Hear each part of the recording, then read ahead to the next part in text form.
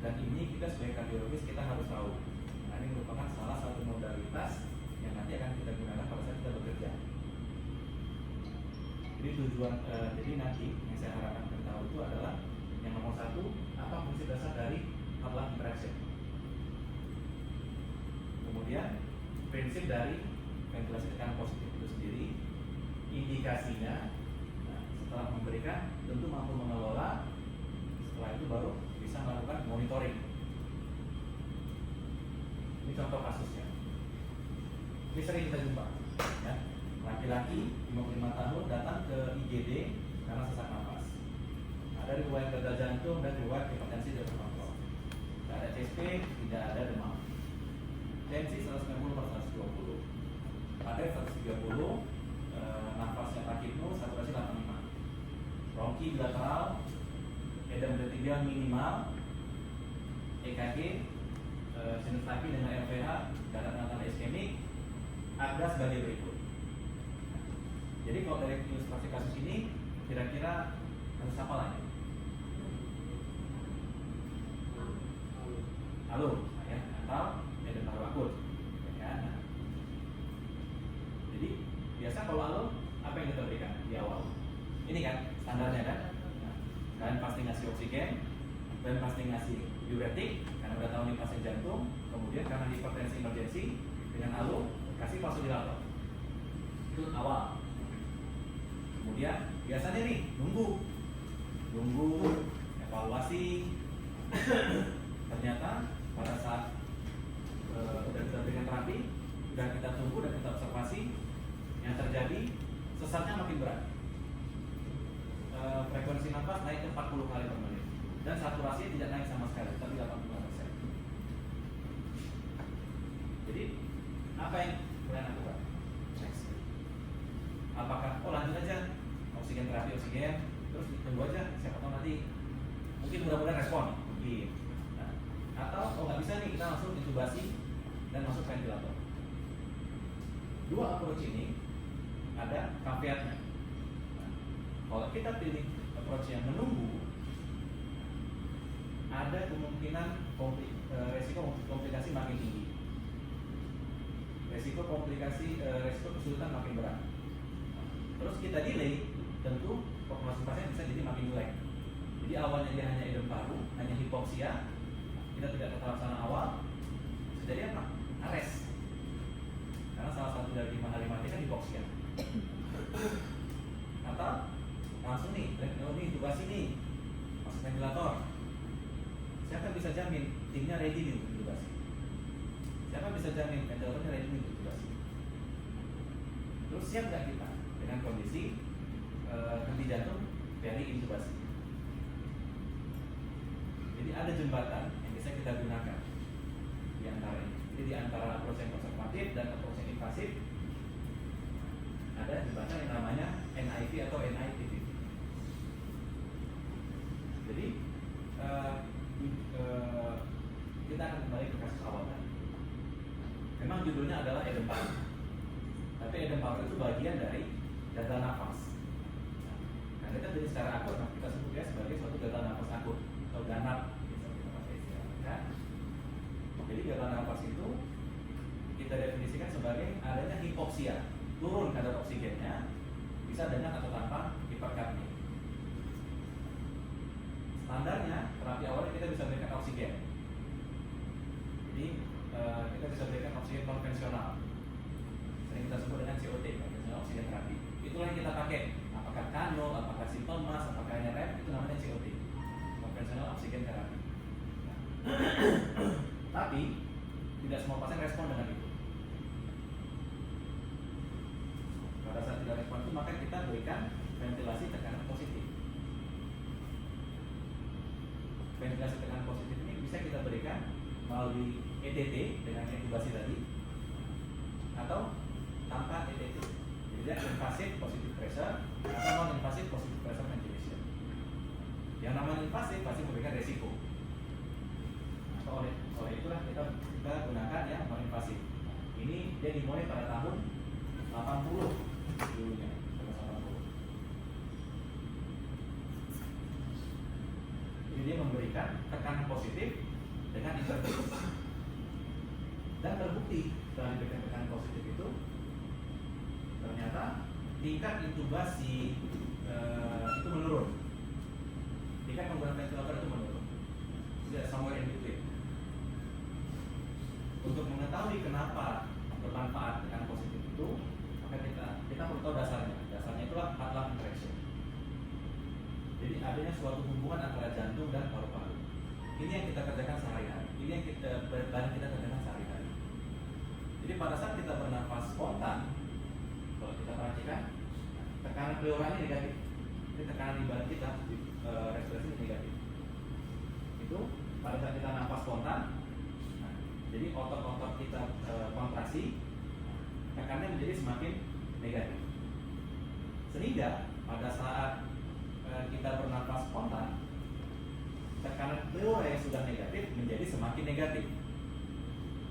Apa yang terjadi? Karena dia namanya tekanan negatif, dia suction, menyedot, sehingga terjadi peningkatan venous return, naik volumenya. Makanya orang-orang dengan regurgitasi, kita suruh respirasi, volumenya akan semakin jelas, karena flow-nya akan meningkat, venous return-nya naik. Jadi venous return-nya naik, RV after load-nya turun karena paru-parunya kembang, dan LV after load-nya naik. Itu pada saat orang dengan pernapasan spontan. Dengan kondisi jantung yang sehat, itu tidak akan buat masalah apa-apa. Dan pada kondisi jantung yang sakit, apalagi pada kondisi edem paru, peningkatan LV after load-nya akan menjadi beban bagi jantungnya. Jadi udah banjir nih, udah overload ya, overload, ditambah lagi beban pernapasan biasa, semakin overload. Maka kita berikan tekanan yang positif. Jadi ada tekanan lain yang melawan tekanan negatif tadi. Karena diberikan tekanan yang positif, jadi tekanan dari airway-nya positif, tekanan di alveolusnya positif, sehingga tekanan di pleuranya lebih positif dibandingkan dengan yang normal. Apa yang terjadi? Karena positif dia memberikan kompresi, efek kompresi. Kalau negatif ini suction, tidak. Kalau positif kompresi, tekan. Karena ditekan, maka venous return-nya akan turun, RV after load-nya akan naik. Venous return turun di kanan, RV after load naik di kanan, maka otomatis LV preload-nya akan gimana? Akan turun juga, ya kan? Sehingga volume yang diterima oleh ventilator kiri akan berkurang. Begitu dia berkurang, ditambah lagi nanti ada efek baroreseptor, LV after load-nya pun turun. Jadi tekanan di LV yang awalnya tinggi akan menurun. Nah, ini kurang lebih sama dengan yang tadi. Yang menguasai ini tahu kita apa dampak dari ventilasi tekanan positif ya. Naik PPR-nya, naik RV after load-nya, turun venous return, turun preload, turun SPR-nya. Ini kurang lebih sama. Ya, bisa dilihat lagi nanti. Jadi kita unloading secara mekanik. Kita biasa unloading dengan obat-obatan, dengan diuretik, dengan vasodilator. Kita unloading dengan obat-obatan. Tapi obat-obatan butuh waktu, butuh akses. Yang namanya intravena meskipun masuk dari vena, dia kan butuh waktu nih untuk jalan ke jantung, untuk jalan ke tempat dia bekerja, untuk jalan ke vessel. Diuretik ya harus 20 menit, vasodilator 5-10 menit. NTG lah kita katakan yang paling cepat kerjanya. Tapi tetap membutuhkan waktu. Penggunaan positive pressure ini langsung kerjanya, jadi nggak nunggu lama-lama. Jadi kita bisa unloading secara mekanik dengan NIV, kita bisa unloading secara farmakologi, sehingga perbaikan dari pasiennya cepat kalau ada respon. Kita kata ini kan membahas tentang NIV. Tadi kita bahas tekanan positifnya. Sekarang tekanan positif bisa kita hantarkan melalui EDT dengan cara invasif atau non invasif dengan alat NIV lah itu. Keuntungannya apa? Satu, tidak invasif, resikonya lebih rendah tentu pasti. Kemudian output airway-nya intact, bagus, tidak ada masalah apa-apa. Terus tidak perlu sedasi yang berlebihan, tidak perlu ada tambahan, jadi resiko infeksi juga lebih kecil. Itu keuntungannya. NIV butuh interface. Interface ini tergantung alat-alat yang tersedia sama kalian nanti. Macam-macam. Yang mana saja boleh dipakai. Yang paling sering itu interface yang ada ya B. Kalian yang B ini itu biasanya cukup dan itu harus terpasang dengan baik di wajah pasien. Di wajah pasien terpasang baik dan harus ketat. Yang ini juga sering kita pakai yang C.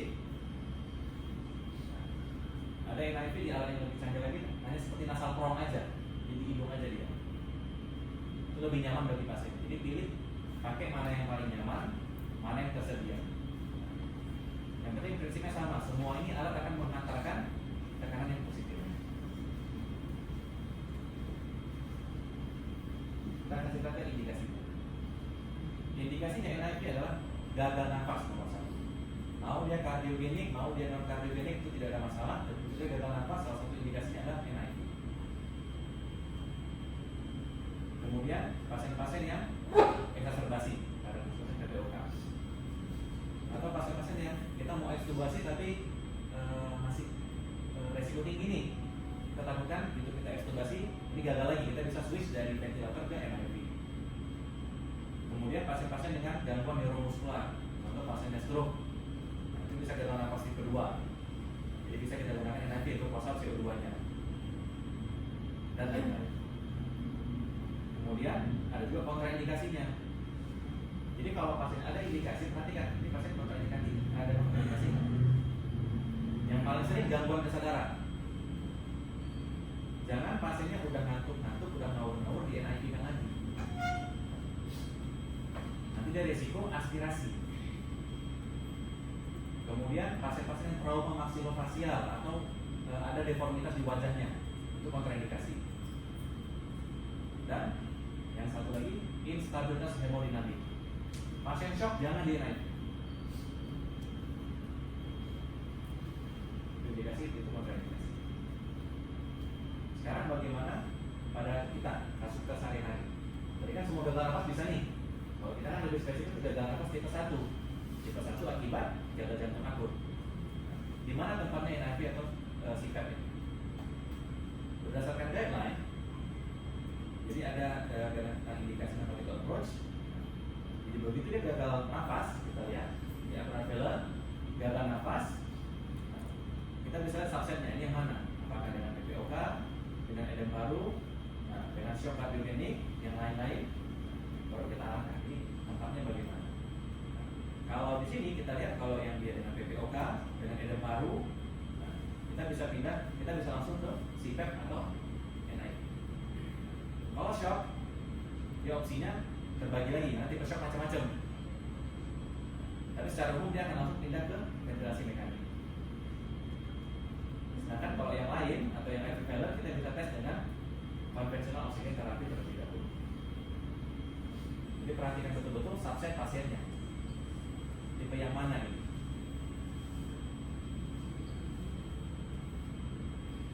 Sedangkan kalau di guideline kita yang tentang Acuraveller yang 2021, dia begitu ada pasien dengan sesak napas dengan AHF, disebutkan AHF, kita lihat kalau dia kongesti kita bisa berikan diuretik, kalau dia hipoksia kita berikan oksigen, kalau dia hipertensi atau diastma kita berikan nitrogliserin. Itu di awal. Setelah kita berikan oksigen, tidak ada perbaikan. Saturasi makin turun, hipoksia berlanjut, FR-nya makin kencang, WOB-nya naik, maka kita bisa ke CPAP dengan level rekomendasi 2A. Dan kalau kita lihat di sini, intubasi mechanical ventilation direkomendasikan kalau gagal nafas yang progresif dan persis menetap meskipun setelah kita berikan oksigen atau NIV. Jadi terakhir tuh intubasi itu terakhir. Bagaimana peran NIV untuk kita spesifik? Ternyata kompetensinya 4. Jadi kita 4 ini berarti kita harus bisa menggunakan, mengelola, ya, dan kita harus bisa menentukan ini kira-kira pasien bisa kita winning dari NIV atau kita harus step up ke ventilator. 4 kompetensinya. Jadi wajib bisa sekalian ditambahkan.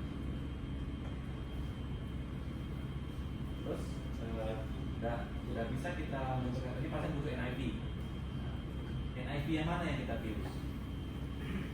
Jadi ada 3 kelas besar dari NIV.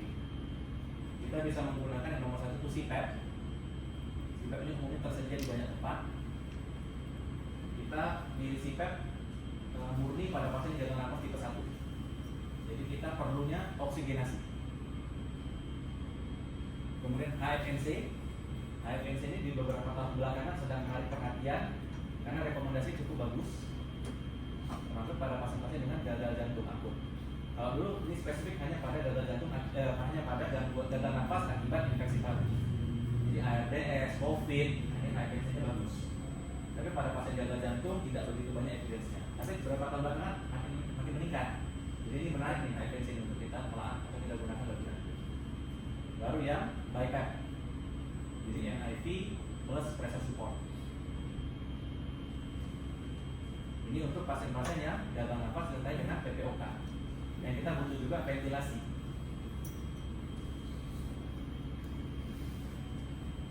Kita bisa bedain yang mana CPAP, yang mana BiPAP.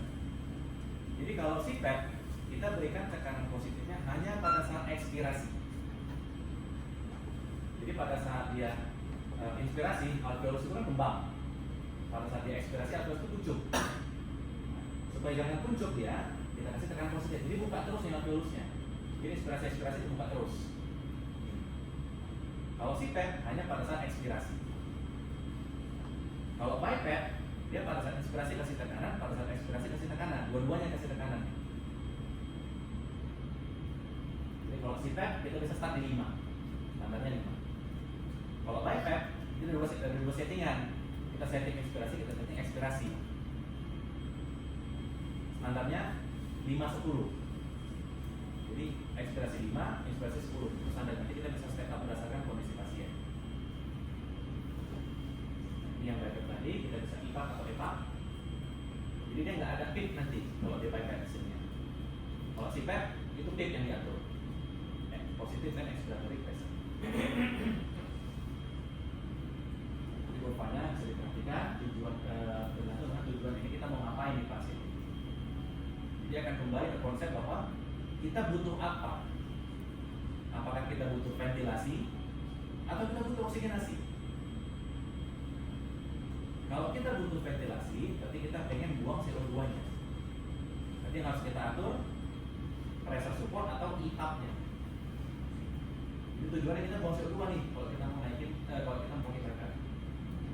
Atau kita hanya perlu, oh ini CO2-nya bagus, kita nggak perlu buang, kita hanya perlu oksigenasi, maka kita main-mainnya di PIP dan FiO2. Jadi saat persentase fraksi oksigen kita naikin, PIP-nya kita naikin. Kalau kita ingin mencapai oksigenasi, tapi kalau pengen mencapai bosor CO2, kita harus ada main-main di pressure supportnya juga. Jadi kalau ada yang udah pasiennya ini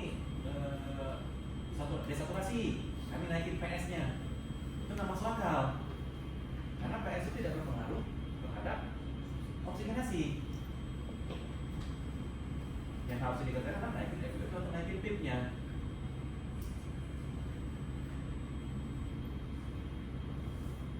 Rekomendasi bagaimana pada pasien gagal paru? Kalau pakai CPAP kita bisa start di 5-10. Beberapa literatur 5-8. Kalau kita punya data fungsi kanannya, RV-nya 3-5. Tapi yang paling aman kalau kita punya data apa 5 aja dulu. Kita start 5, kita bisa naikin bertahap. Itu kalau CPAP atau PIP. Kalau BiPAP tadi saya bilang 5-10. PIP-nya 5, ekspirasinya 5, ekspirasi 10. Naik bertahap sesuai dengan kebutuhan. Monitoring. Udah kita pasang, jangan dibiarin. Pasien on NIV tidak boleh ditinggal. Ya. Kalau kalian pakai NRN boleh tinggalkan pasiennya. Oh ini NRN sudah selesai. Nah, NIV tidak boleh. Bahkan beberapa studi menyarankan kita sebagai yang memberikan NIV, kita di samping pasien. Kan sudah contoh kan kemarin, pernah kan? Nah, jadi kita yang masangkan masker NIV-nya ke pasien sambil kita temani. Karena NIV ini ketat dan pasien yang klaustrofobik dia bisa kayak megang. Dan diberikan tekanan positif, nafas kita tuh kayak nggak enak, karena ngelawan. Jadi tenangin pasiennya, kita pegangin masker. Pastikan ketat, pastikan tidak ada kebocoran. Kita pegangin pasiennya, kita ajari pasiennya bernafas. Tarik nafas dalam, buang, tarik nafas dalam, buang. Tidak boleh juga terlalu hiperventilasi. Malah habis CO2-nya nanti. Ya, jadi dipegang. Yang kita pantau adalah vital sign. Nomor 1, gimana RR-nya, gimana tensinya, gimana HB-nya. Jadi kalau udah pasang NIV, set tensinya per 5 menit. Pantau monitornya. Kemudian lihat pasiennya, sesaknya gimana, WUB-nya bagaimana, cemas nggak dia, kesadarannya bagaimana. Terus yang gampang juga lihat, ini keringat dingin nggak pasiennya. Kalau dia keringatan berarti nggak nyaman itu pasien. Jadi harus kita perhatikan yang lanjut. Nah, baru parameter ventilasinya, di dalam volumenya tercapai tidak, oksigenasi tercapai tidak, fraksinya bagaimana, kurvanya bagaimana. Nanti kita akan bahas lebih lanjut mengenai kurva. Setelah kita pantau, kita yang tentukan ini kira-kira apakah pasiennya kita bisa lanjut NIV atau kita bisa step down ke oksigen biasa atau kita harus step up ke ventilator. Tergantung dari kondisi ini. Ada nggak perburukan dari hipoksianya, WOB-nya bagaimana, hemodinamiknya bagaimana, kesadarannya bagaimana, atau dia dahaknya makin banyak, nggak bisa dibuang dahak. Itu salah satu indikasi untuk kita step up. Jadi NIV hanya ujungnya 2, berhasil atau gagal. Dan kita mantaunya hanya dalam 30 sampai 2 jam, 30 menit sampai 2 jam. Tidak perlu lebih lama daripada itu. Ini ada beberapa faktor yang berpengaruh, tapi mungkin kalau ngapalnya kan agak susah. Jadi pada tahun 2017 ada skor yang dibentuk namanya HACOR. Jadi kalau pasien non NIV, kita lihat HACOR-nya berapa. HACOR-nya berapa. Kalau kira-kira nanti HACOR-nya high risk untuk fail, kita tidak perlu melanjutkan lagi. Jadi kita bisa cepat, oh ini harus intubasi, ini bakal fail ini, karena HACOR-nya cukup sensitif. Kemudian kalau kira-kira HACOR-nya bagus, baik, kita bisa, oh kita boleh lanjut aja NIV ini 2 jam lagi. Dan lagi HACOR-nya lagi, HACOR serial. Gimana kira-kira? Trennya bagaimana?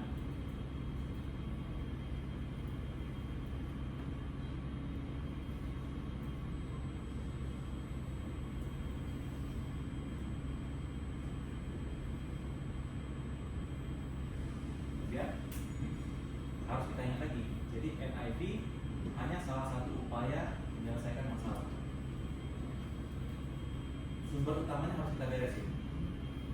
Kayak pasien tadi kan hipertensi.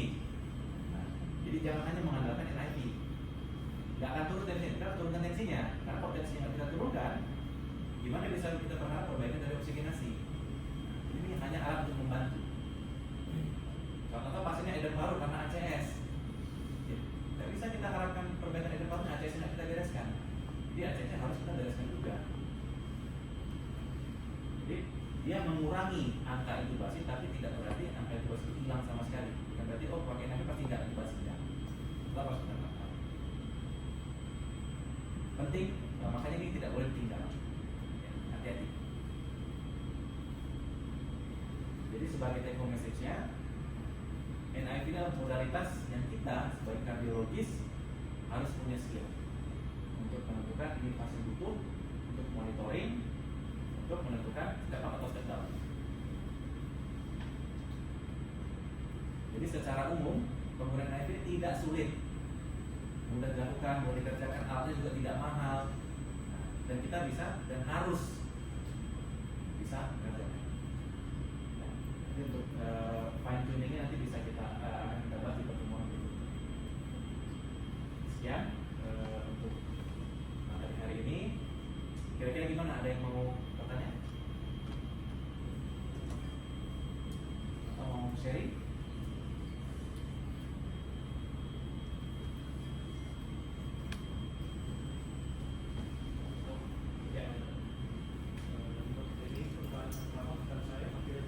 Kenapa Pak pada pasien-pasien tadi diberikan sistem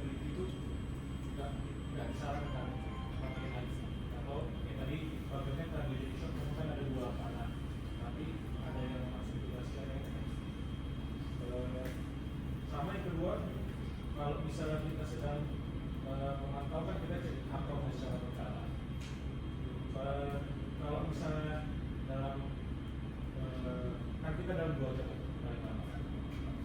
Kalau misalnya kita udah lihat kantor itu kesannya makin buruk.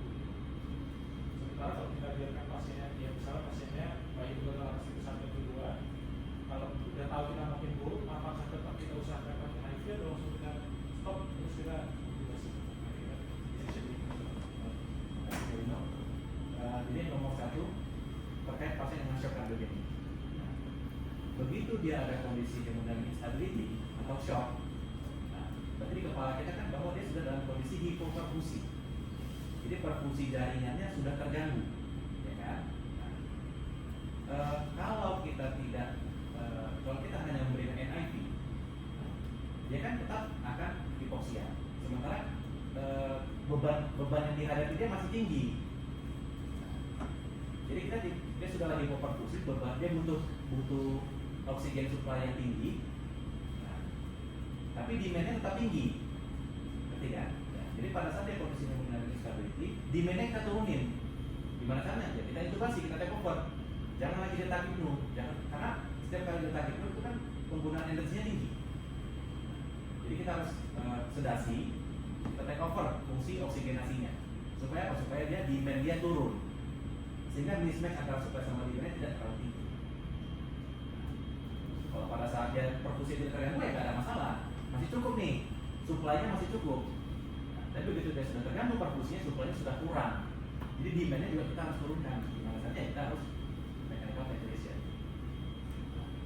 Kemudian kalau pada kasus cek hapor, ya, cek hapor itu dia ada timingnya. Ya. Jadi pada fase awal kita cek di 30 menit pertama. Di 30 menit pertama itu sudah cukup untuk menentukan kira-kira ini pasien kalau memang dia bakal gagal, nggak usah jalan lagi nantinya. Nah, itu juga sih. Jadi hapor di 30 menit, hapor di 2 jam. Nah, kalau sekarang kita bisa hapor di 4 jam, hapor di jam ke 10, jam ke 6 jam juga nggak ada masalah. Kalau memang kira-kira kita konsisten ini hapornya ya mungkin trennya perbedaan. Nah, dan hapor hanya salah satu penilaian. Kita bisa lihat klinisnya lagi bagaimana. Kalau emang kira-kira kan hapornya mismatch sama klinis ya, kita ambil keputusan. Jadi hapornya kan tidak absolut. Keputusan tetap sama kita sebagai klinis. Jadi kita tentukan, ini kira-kira ini nggak mumpuni nih, nggak memadai nih, pasiennya makin nggak enak nih. Itu decision making kita. Ini harus edukasi. Yang penting kita punya reasoning, meskipun ya mungkin hapornya ya mungkin borderline, tapi reasoning lain kita kuat.